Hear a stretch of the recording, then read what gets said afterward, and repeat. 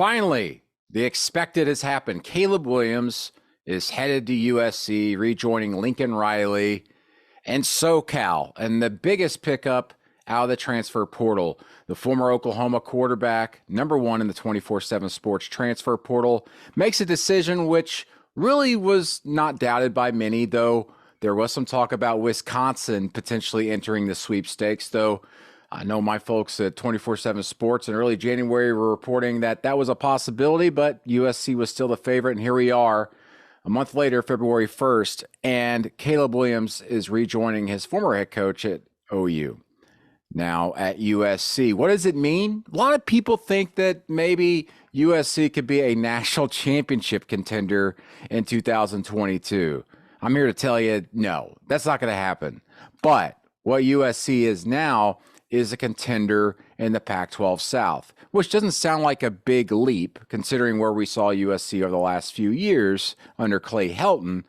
But when you consider that they won 4 games last season and just how bad their defense was, this actually is quite a big leap to consider that USC will contend with Utah to win the Pac-12 South in 2022.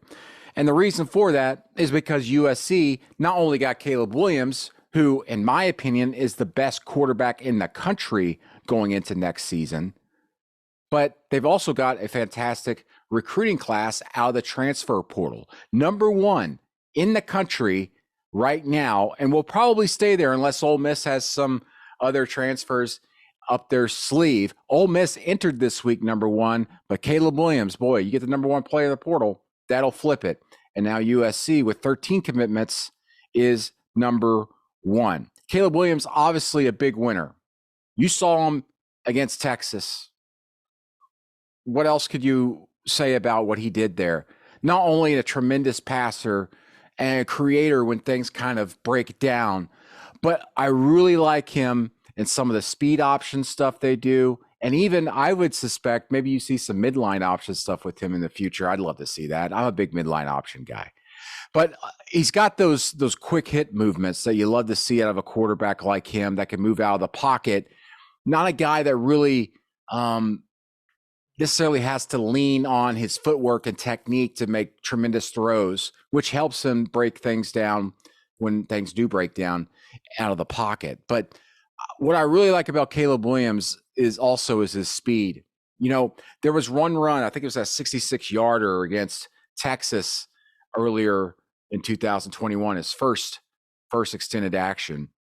He hit 19.1 miles per hour on a run in that game and just had the tremendous throws, as we all know. But that run really kind of lit a fire in my brain like, wow, you could do so many things with a quarterback like this on the field. And we all knew he was uber talented. You go watch his game film in high school. He had a very similar game in high school where he torched a team late in the fourth quarter and came back and had a thrilling victory and threw pretty much a Hail Mary in the final seconds to win that game.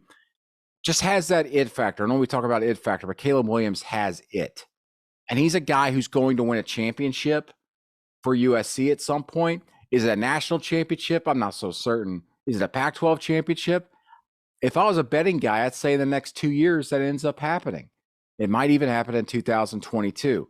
But Caleb Williams isn't necessarily like the key piece. The key piece really to me that really makes me think that USC's not ready to contend for a national championship like a lot of people think.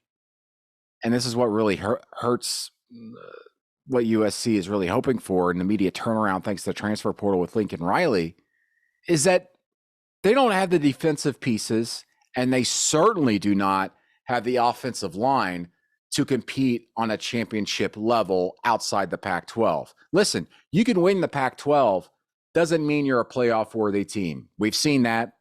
You know, the Pac-12 hasn't had a team in 6-7 years in the 14 playoff. Utah, though, might actually be the Pac-12's best bet going into this season because they're much more physical in the trenches. You guys watched them in the Rose Bowl and against Oregon in the 2 wins they had against Oregon last season, including the Pac-12 championship game. Very physical team, hard hitting. outside of Fresno State last year, the hardest hitting team on the West Coast, in my opinion. But outside that, back to USC, the defensive line, I've got a lot of confidence in. They've got a lot of really good talent there. Talent that they brought in last year under the previous coaching staff that didn't quite, hit. Corey Foreman, I thought, disappointed last season. And maybe a lot of this has to do with players and coaches checking out last season. I know that the coaches there weren't necessarily dialed in 100% because they knew their time there was ending because Clay Helton was fired so early in the season. And I'm certain players kind of let that creep in their mind. Listen, we're all human. And when you know that things are only like kind of temporary, that this isn't really a year where you can really put your name on the map and put USC on the map, you kind of check out a little bit. And I think that happened with USC. So when I see them, I don't go and look and go, well, they won 4 games last year, they're really bad. I look at it as that's probably a 6-win team in a regular year. And that defensive line, because it's so talented, I think that defense is going to take a step forward this upcoming year. And not necessarily because they have Alex Grinch as a defensive coordinator. Grinch coming from OU, one of the hottest assistants in college football. I polled assistant coaches and head coaches across the country back in December, November, and asked them, who is the hottest assistant coach right now in college football who will be a head coach and is ready to be a head coach right now? And Alex Grinch was on that list, very high up that list.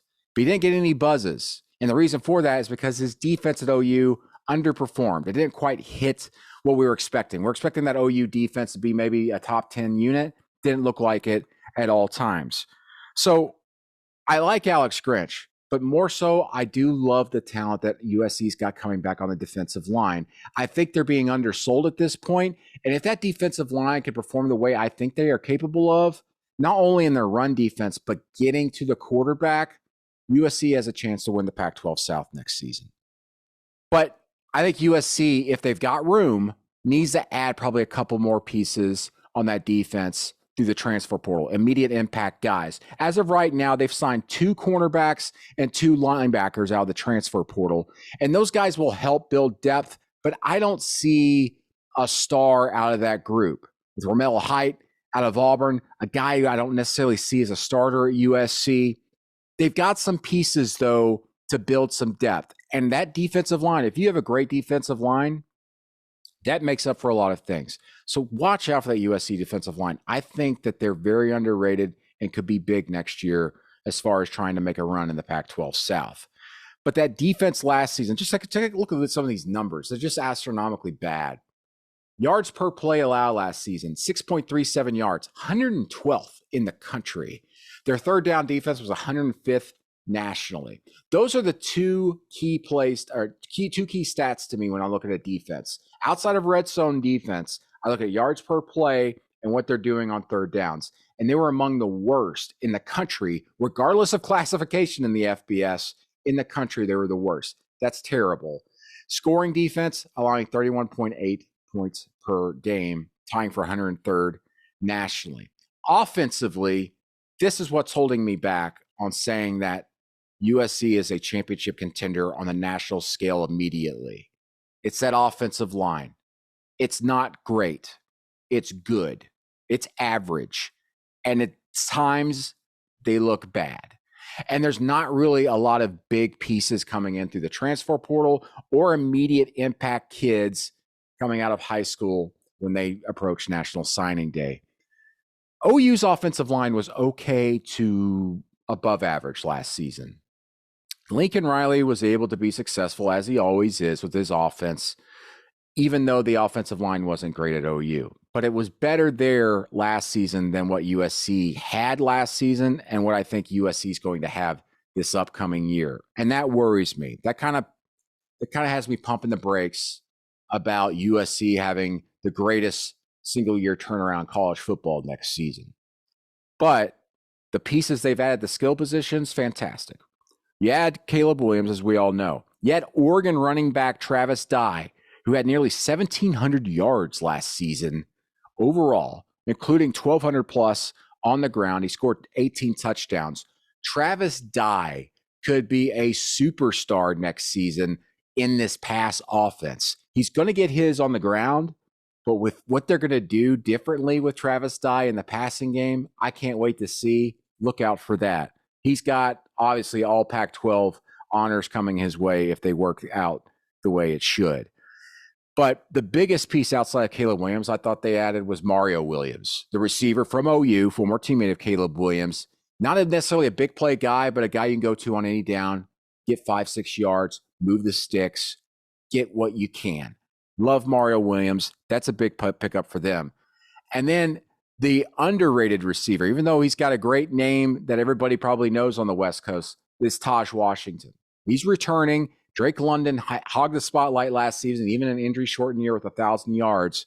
But Taj Washington is the next big star there, a receiver, especially in this offense. But again, USC, a contender potentially in the Pac-12 South immediately in year one under Lincoln Riley with Caleb Williams at quarterback.